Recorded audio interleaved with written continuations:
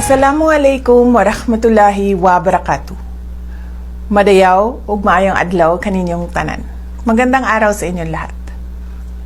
Mga kababayan, ang tinatamasa nating kalayaan ngayon ay bunga ng tunay at wagas na pagmamahal ng mga bayaning Pilipino sa ating bansa at ang magiting nilang paninindigan laban sa pang-aalipin ng mga dayuhan. Sa kanilang mga sakripisyo at pagbubuwis ng buhay ay natamasa natin ang kalayaan at namuhay tayo bilang bansang isinusulong ang sariling adikain, interes o pangarap.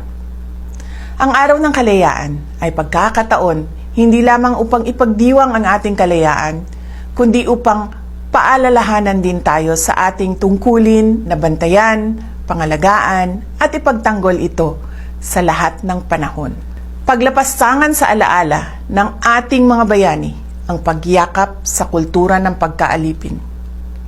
Paglapastangan sa diwa ng kalayaan ang pagsasawalang bahala sa paghihirap ng maraming pamilyang Pilipino at ang paglabag sa mga karapatan at sa batas.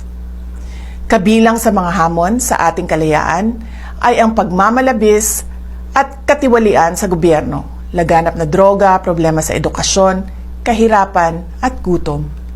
Hindi tayo lumaya para masadlak lamang sa pagdurusa ang ating bansa. Hindi tayo lumaya para muling mawalan ng karapatan at maging alipin ng iilan. Ipinagmalaki natin sa mundo ang kalayaan ng mga Pilipino. Huwag nating isuko ang kalayaang ito sa mga taksil at walang malasakit sa ating mamamayan at sa ating bayan. Patuloy nating ipagtanggol ang ating kalayaan at kinabukasan mula sa mga mapang-alipin. Ang lahat ng ginagawa natin ay para sa Diyos, sa bayan at sa bawat pamilyang Pilipino. Syukran.